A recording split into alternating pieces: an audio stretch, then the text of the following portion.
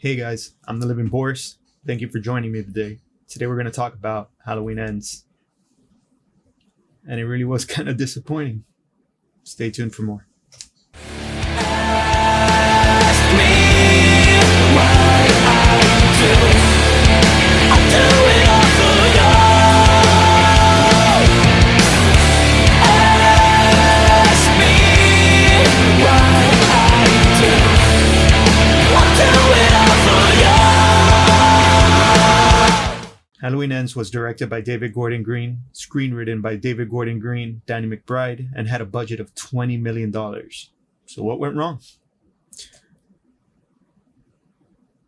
Halloween Ends brings the Michael Myers and Laurie Strode saga to an end. And in my honest opinion, hopefully it stays that way after this one. I think there's no way of bringing Michael back or this story back. With that said, we're going to go ahead and probably go into a lot of spoilers in this video. So if you haven't watched the movie yet, go ahead, stop this video right now, save it for later, go enjoy the movie and come back. Remember, all opinions are just opinions. The movie's now streaming on Peacock for those who want to catch it. Now, everything about this movie wasn't bad. This movie did have quite a few pros. One of the pros being Rowan Campbell, actor who played Corey in the movie. Rowan Campbell took this role extremely seriously, and you can see that in his performance. He takes his time to bring the character to life. He feels like somebody who really studied and practiced the character before going in and shooting the movie. And for that, I just appreciate him tremendously. He made the movie somewhat bearable. Another great pro from this movie was the quality of kills. If you're into gore, if you're into horror movies, if you're into the slashing stuff, you're going to probably like a lot of what you see here. I mean, some of these kills are extremely gruesome. And I'll go ahead and I'll give the producers and director of the movie that on this one. Kills were insane, extremely premeditated, I think, on the killer's behalf. Just go ahead and enjoy the movie. Come back and leave those comments down below on what you think about it. Something else that I considered a pro, maybe not really a pro, but just a cute fan thing, was that Nick Castle, the original Shape from Halloween 1978, made an appearance in the movie in a part where Allison and Corey go to I guess it's a dance party / bar, where Corey bumps into somebody and has a very strange incident there. The bumping into that person in that scene didn't even feel right to me. That didn't make sense why that person was there on that night out of all nights. The interactions with the people that are in that bar throughout the movie get extremely strange. And again, we'll get into that later. But yeah, I'm that disappointed. And I guess the final pro that I want to give this movie is that it had an amazing story concept. Now, let's not mix that up with the feelings of the movie that I have. But the concept of the movie itself overall was really good. It was very nuanced. It was a nice way to think about how to move the franchise forward from this point if they wanted to.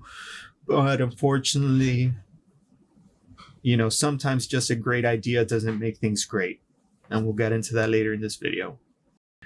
Now, obviously, at this point in my video, you get that Halloween Ends was not a movie for me. And that was really disappointing because Halloween 2018, to me, was one of the greatest reboot ideas that there ever was. The movie was amazing. Comes Halloween Kills.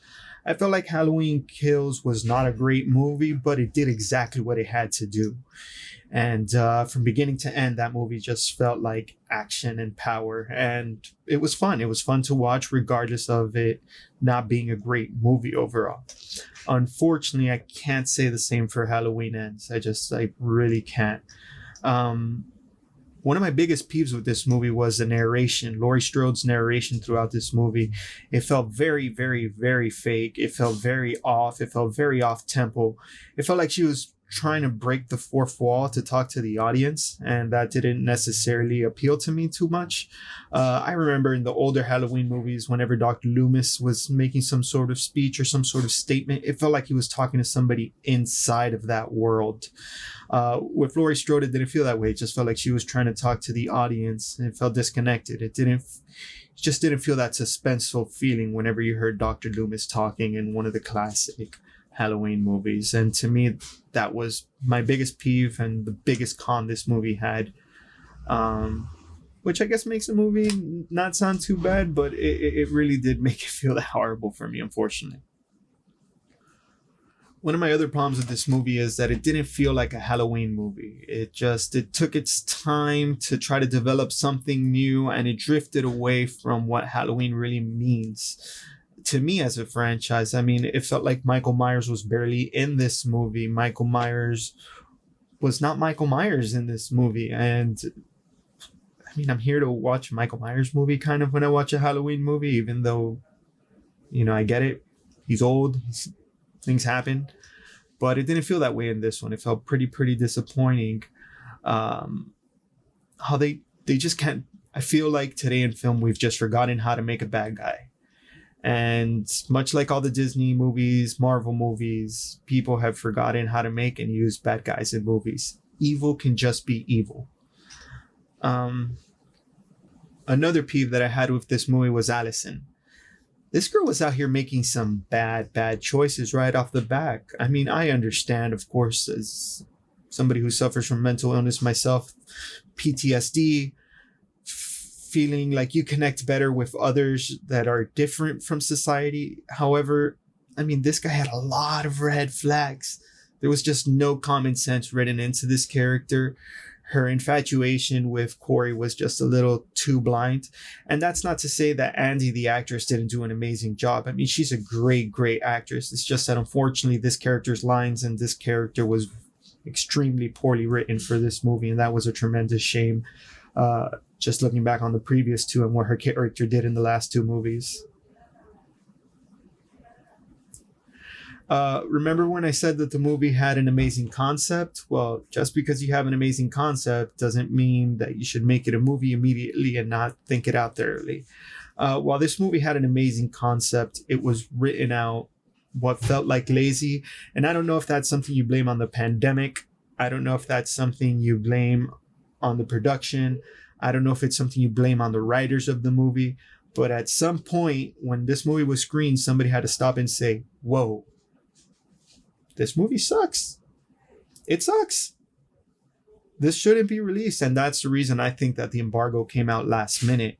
And that's just a shame.